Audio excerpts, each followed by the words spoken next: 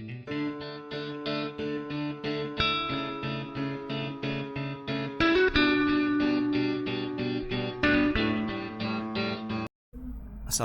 warahmatullahi wabarakatuh. Perkenalkan, kami dari kelompok 3 untuk mata kuliah pemrograman visual. Di video kali ini kami akan mempresentasikan hasil dari kelompok kami, di mana untuk anggotanya sendiri terdiri dari Hilmi Restu Kanjaya dengan NPM 2019-435-01020, Auliar Hamawanti dengan NPM 2019-435-01022, Alfiansah dengan NPM 2019-435-01071, Syara Devanti dengan NPM 2019-435-01085, Relo Subagio dengan NPM 2019-435-00977, Alfian Rinaldi dengan NPM 2019-435-01059, Danang Prasetyo dengan NPM 2019-435-00959, dan Danang Ardianto dengan NPM 2019-435-01056. Di kesempatan kali ini, kelompok kami akan mempresentasikan hasil kerja kelompok, yaitu proyek aplikasi dengan judul Perancangan Sistem Manajemen Penjualan Agen Beras Adi Global Jaya berbasis Java. Baik, untuk yang pertama, tampilan awal dari login kelompok kami adalah sebagai berikut, di mana nanti user dapat memasukkan atau menginput data di kolom pengguna dan juga sandi. User memasukkan di kolom pengguna, lalu user memasukkan passwordnya di kolom sandi. Setelah itu, ketika sudah berhasil masuk, maka akan terdapat tampilan sebagai berikut. Di sini adalah tampilan menu, di mana ada beberapa tampilan menu. Yang pertama, tampilan menu produk, menu data karyawan, menu data supplier, menu data pelanggan, menu cek stok barang, lalu juga terdapat menu kirim barang, menu cetak report, dan juga menu tentang informasi kelompok kami. Untuk yang pertama, kita akan menuju ke menu produk, di mana ketika nanti user mengklik menu produk, maka akan muncul tampilan sebagai berikut, di mana untuk tampilannya terdapat data barang. Untuk di tampilan form data barang tersebut, bisa dilihat ada beberapa informasi yang tertera. Yang pertama adalah kode beras, jenis beras, merek beras, harga beli, dan juga harga jual. Nanti user akan memasukkan atau menginput data di dalam form ini. Misalkan seperti ini, kode beras. Untuk usernya bisa memasukkan misalkan kode berasnya BP 007. Lalu jenis beras, nanti user bisa memilih apakah itu beras putih, beras merah, beras hitam, beras ketan hitam, atau beras ketan putih. Karena di sini untuk kode berasnya BP, maka user akan memilih untuk beras putih. Nah, untuk merek berasnya juga disesuaikan dengan barangnya sendiri, di mana mungkin di sini bisa memasukkan untuk merek berasnya sendiri adalah kita ambil Rojo Lele misalnya. Baik, untuk harga beli kita bisa memasukkan 450.000. Lalu harga jualnya kita memasukkannya 500.000 misalnya. Maka nanti untuk user bisa menyimpan dari inputan yang sudah dimasukkan. Setelah disimpan, maka akan muncul tampilan pemberitahuan seperti ini, data berhasil disimpan. Lalu klik OK. Nah, nanti di tabel sebelah kanan akan muncul juga hasil dari data yang sudah disimpan. BP 007, jenisnya beras putih, mereknya Rojo Lele, harga belinya 450.000, lalu harga jualnya 500.000. Nah, di sini untuk user sendiri ketika nanti ingin mencari untuk jenis atau kode beras ataupun merek beras, bisa di kolom pencarian. Misalkan seperti ini, kita mencari Rojo Lele, maka cukup kita klik ROJO saja, lalu kita klik cari. Nah, akan muncul seperti ini. Kode berasnya, jenisnya, merek berasnya Rojo Lele, dua-duanya karena kita mengetik ya Rojo Lele. ada harga beli dan juga harga jual. Nah, setelah itu jika user ingin merubah, menghapus ataupun batal, user bisa untuk mengkliknya di button yang ada di bawah tampilan yang ada seperti ini. Misalkan ini kita hapus dulu, lalu klik cari terlebih dahulu agar semua tampilan di tabel tersebut kembali seperti semula. Lalu kita misalkan klik ubah. Maka misalkan kita ingin ubah adalah data yang BP007 yang tadi kita input. Sudah ada di sini kode berasnya, jenis beras, merek beras, harga beli dan juga harga jual. Misal di sini kita ingin mengubah dari harga beli yang misalkan 450.000 kita jadikan 470.000 misalkan. Kita klik ubah. Data berhasil diubah. Ini sudah bisa untuk kita lihat di tabel sebelah kanan ya. Nah, jadi berubah. Yang tadinya 450.000 menjadi 470.000 setelah kita ubah data tersebut. Nah, jika nanti user ingin menghapus juga tinggal mengklik saja, klik untuk data yang ingin dihapus dari tabel sebelah kanan, maka akan muncul di sebelah kiri untuk datanya. Lalu tinggal klik hapus saja. Akan ada pemberitahuan yakin hapus atau tidak, kita klik ya. Data berhasil dihapus. Maka data yang tadi sudah diinput, karena kita mengklik untuk menghapus, maka data tersebut terhapus. Untuk data barang selesai, kita keluar dari form ini. Kita lanjut ke data karyawan. Untuk data karyawan, ketika kita klik menu data karyawan, maka akan muncul tampilan seperti ini. Ada ID, nama, nomor telepon, dan juga alamat. Misalkan kita masukkan nomor ID JK006, nama Hilmi misalkan, Hilmi, nomor teleponnya 08, kita asal saja misalkan seperti ini. Alamatnya di Jakarta misalnya. Kita simpan. Nah, ada tampilan pemberitahuan data berhasil disimpan. Di tabel akan terlihat yang tadi kita tulis atau input JK006, nama karyawannya Hilmi, nomor teleponnya sudah ada, lalu alamatnya juga ada. Sama seperti tadi, untuk nanti user ketika ingin mencari tinggal mengklik saja di kolom pencarian. Misalkan kita cari HI saja, maka kita klik cari, akan muncul di nama karyawan yaitu Hilmi. Seperti itu. Jadi nanti memudahkan user untuk memilih data yang ingin dicari. Nah, lalu bagaimana untuk ubah, hapus dan sebagainya? Maka yang harus kita lakukan untuk di kolom pencarian kita hapuskan terlebih dahulu. Lalu kita klik cari agar kembali lagi seperti semula data-datanya. Lalu kita ubah. Kita ubahnya berarti kita mengklik dulu ya data yang ingin diubah seperti ini.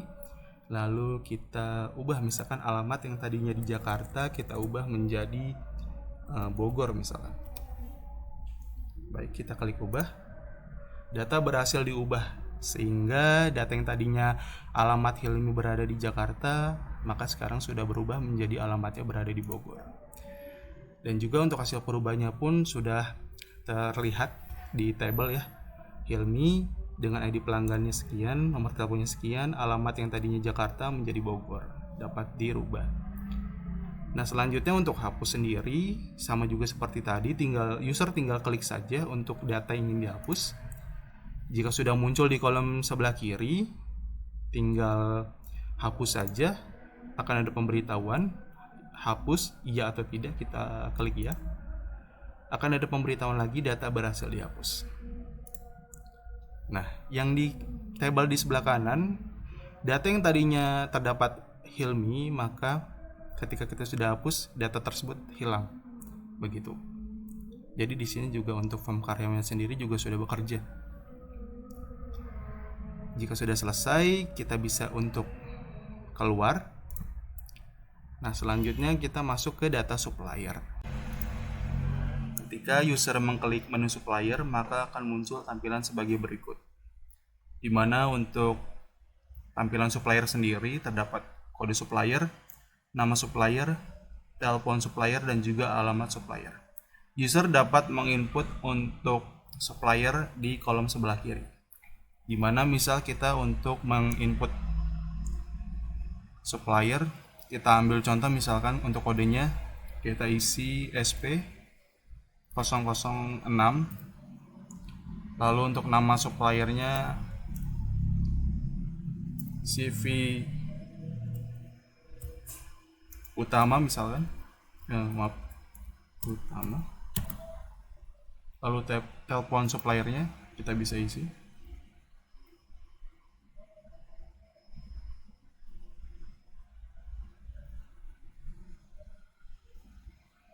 Lalu untuk alamatnya kita isi misalkan Jawa Timur. Nah, Timur. Nanti user ketika sudah selesai bisa untuk menyimpannya di bagian button simpan. Data berhasil disimpan. Klik OK. Nanti data yang sudah tersimpan akan muncul di tabel sebelah kanan. SP006, CV utama dengan telepon dan juga alamat yang sudah diinput. Nah, juga di sini seperti yang sebelumnya, user juga dapat dimudahkan juga dalam kolom pencarian, di mana dari banyaknya supplier, user hanya tinggal mengklik saja beberapa huruf, lalu dicari, nanti akan muncul hasil dari kata-kata yang ingin dicari. Misalkan kita tadi menginput CV utama, kita ketik saja untuk di tabel pencariannya seperti UT, lalu kita cari. Nah, akan langsung muncul inputan yang tadi kita baru input, nama CV utama dengan kode, telepon, dan juga alamat. Jika sudah muncul dan kita ingin ubah atau hapus, bisa juga dengan caranya yang tadi di kolom pencarian kita hapus terlebih dahulu, lalu kita klik cari terlebih dahulu lagi, sehingga nanti untuk di kolom tabelnya untuk semua datanya masih terdapat. Lalu kita coba untuk mengubahnya. Kita ambil data yang tadi, yang SP006, nama suppliernya CV utama, kita ganti alamat suppliernya yang tadi dari Jawa Timur, kita ganti misalkan Banten. Tinggal kita masukkan untuk di button ubah, data berhasil diubah, lalu kita klik OK. Nah, nanti di sini untuk tampilan dalam tabelnya yang tadinya Jawa Timur, alamatnya sudah berubah menjadi Banten gitu.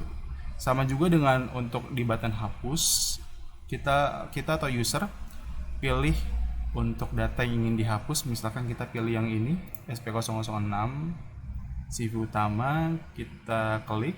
Ketika sudah muncul, kita klik hapus saja di button bawah. Akan ada untuk pemberitahuan hapus iya atau tidak, kita klik iya. Data berhasil dihapus. Ketika klik OK, maka tampilan data yang tadinya ada di sebelah kanan setelah kita hapus maka akan menghilang. Begitu. Setelah semua selesai, baru kita klik keluar lagi, kita masuk ke menu selanjutnya.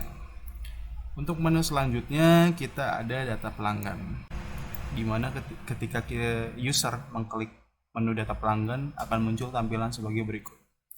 Terdapat kode pelanggan, nama pelanggan, telepon, dan juga alamat. Di sebelah kanan ada tabel data dari kode pelanggan itu sendiri.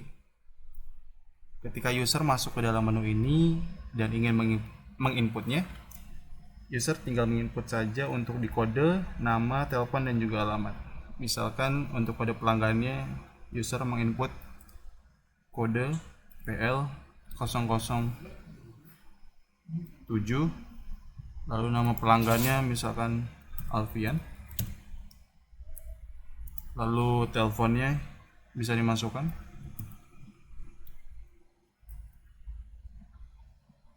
lalu alamat dari pelanggan itu sendiri,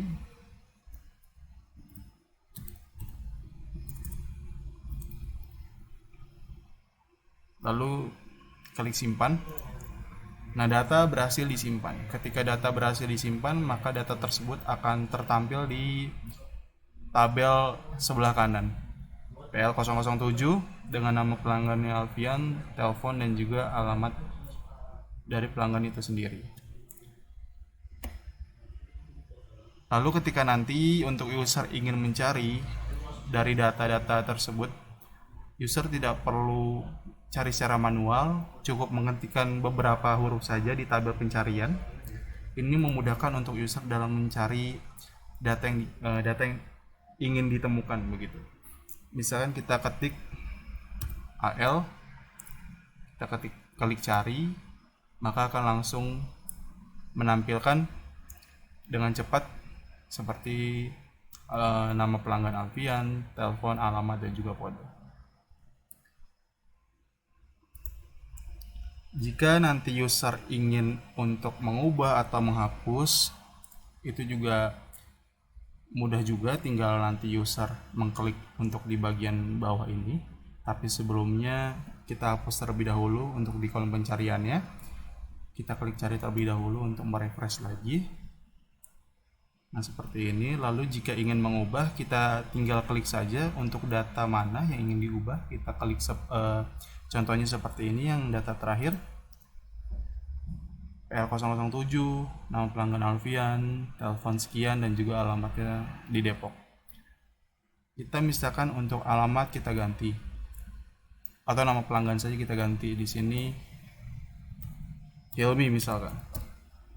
Nama pelanggannya kita ganti dari Alfian menjadi Hilmi, kita untuk ubah. Nah, data berhasil diubah. Nah, di sebelah kanan di sini yang tadinya nama pelanggannya Alfian, karena kita ubah menjadi Hilmi, maka tampilan terbaru adalah nama pelanggannya Hilmi dengan kode, telepon, dan juga alamat pelanggannya yang masih tetap sama. Setelah ubah, user juga bisa untuk menghapus data yang ingin dihapus. Kita klik saja untuk data yang ingin dihapus, misalkan data ini yang tadi. Nah, ketika sudah muncul di sini di sebelah kiri, tinggal klik tombol hapus saja. Nah, seperti ini ada tampilan hapus iya atau tidak. Kita klik ya. Nah, akan ada tampilan data berhasil dihapus. Kita klik OK. Nah, yang tadinya ada 3 data, karena kita hapus menjadi tinggal 2 data saja, seperti itu. Data pelanggan selesai, kita lanjut ke menu selanjutnya. Kita keluar. Nah, selanjutnya adalah ke cek stok barang. Ketika nanti user mengklik cek stok barang,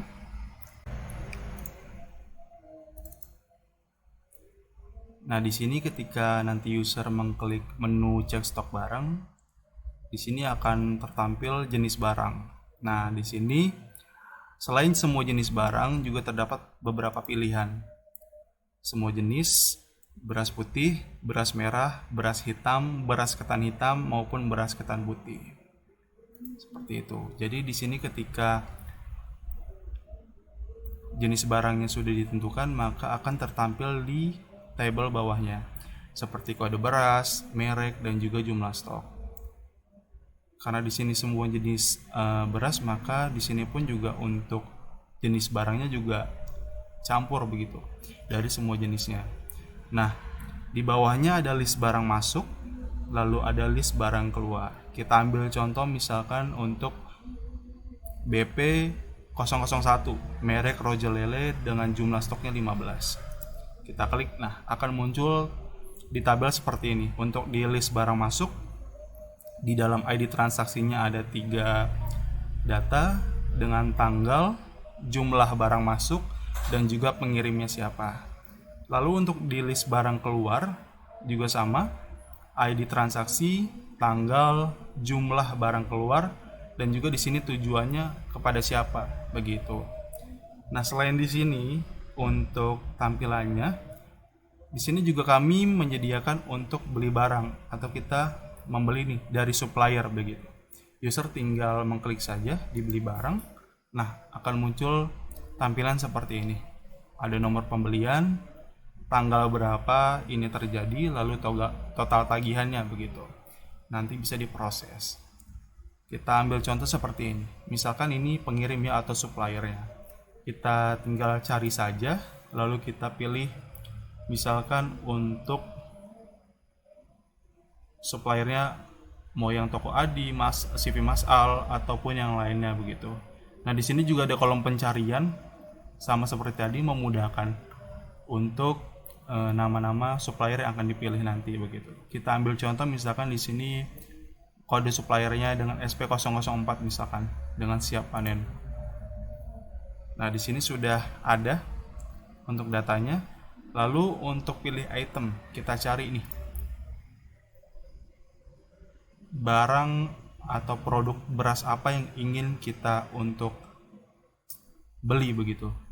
Apakah beras putih ataupun yang lainnya. Nah, kita di sini pilih saja beras putih, misalkan beras putih Rojo Lele dengan harga 480.000. Yang di stok kita tuh masih ada 15. Nah, sudah ada seperti ini. Nah, kita ingin membeli dengan jumlah berapa? Misalkan kita ingin membeli dengan jumlah 10 misalkan. Kita klik enter dulu. Nah, di sini langsung di total tagihan ada ya. Dari 480.000 lalu kita beli jumlahnya 10, maka yang terjadi adalah 4.800.000 begitu. Tinggal klik tambah saja. Nah, maka untuk di tabel hasilnya di sini akan kelihatan kode barang, mereknya apa yang kita beli dari supplier, jenisnya apa, harga beli, jumlah barang, lalu totalnya sekian begitu. Nah, setelah itu jika ini selesai, tinggal kita proses saja. Ya, kita klik proses. Data berhasil disimpan. Kita klik OK. Nah, lalu jika sudah disimpan, kita keluar lagi. Nah, kita masuk untuk ke kirim barang. Jadi barang kita kirim ke pelanggan yang sudah memesan di kita begitu. Sama seperti yang tadi dicek stok barang ataupun yang beli barang. Nah, di sini juga ada untuk di nomor transaksi, tanggal, lalu total tagihan, dan juga ada untuk button proses. Nah, kita pilih juga di sini penerima atau pelanggannya, kita cari. Di sini misalkan masih ada 2. Kita pilih misalkan di PL004. Kita pilih seperti ini. Lalu pilih itemnya. Kita cari sama seperti tadi. Nah, yang tadi nih, yang tadi kode berasnya kita pilih beras putih Rojo Lele dengan harga 480.000. Tadi stok awal adalah 15, lalu kita beli untuk 10 ya. Jadi 15 ditambah 10, jadi stoknya di sini 25. Begitu. Jadi langsung otomatis ditambahkan. Lanjut, yang di sini kita pilih item, misalkan kita di sini pilih ini lagi saja ya. Dengan stoknya 25, kita klik lagi. Nah, sudah muncul di sini berapa jumlah yang kita kirim ke pelanggan yang sudah membeli di kita begitu. Misalkan kita ambil 5 saja gitu ya, dengan harga jualnya 550.000. Lalu barang yang dikirim adalah 5 begitu, dengan kuantitinya 5. Kita klik enter. Nah, di sini ada totalnya 2.750.000. Kita klik tambah saja. Nah, di sini muncul kode barang BP001, mereknya Rojo Lele, jenis beras putih, harga belinya 550.000, jumlah barangnya 5, totalnya sekian, 2.750.000. Kita proses, data berhasil disimpan. Oke, kita keluar. Nah, setelah di sini kita cek lagi ya. Kita cek terlebih dahulu yang tadi di BP01. yang rojo lele yang tadinya 15 ditambah 10 jadi 25, terus kita kurangkan lagi 5 begitu. Jadi kita lihat. Nah, yang tadi masuk ya 20, mohon maaf 10, lalu list barang keluarnya 5, jadi tinggal di sini 20 begitu. Dan yang terakhir di sini ada menu cetak report, dimana jika nanti user mengklik untuk menu cetak report akan muncul tampilan 5 report. Yang pertama report barang, kedua report supplier, ketiga report pembelian, keempat report pelanggan, dan yang terakhir report nota. Untuk report barang sendiri, ketika user mengkliknya akan muncul tampilan sebagai berikut. Lalu untuk report supplier akan muncul tampilan sebagai berikut. Lalu untuk report pembelian akan muncul tampilan sebagai berikut. Untuk report pelanggan juga akan muncul tampilan sebagai berikut. Dan yang terakhir untuk report nota akan muncul tampilan sebagai berikut.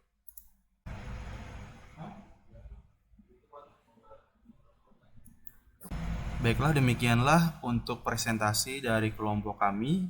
Kurang lebihnya mohon maaf. Akhir kata, wabillahi taufiq wal hidayah. Wassalamualaikum warahmatullahi wabarakatuh.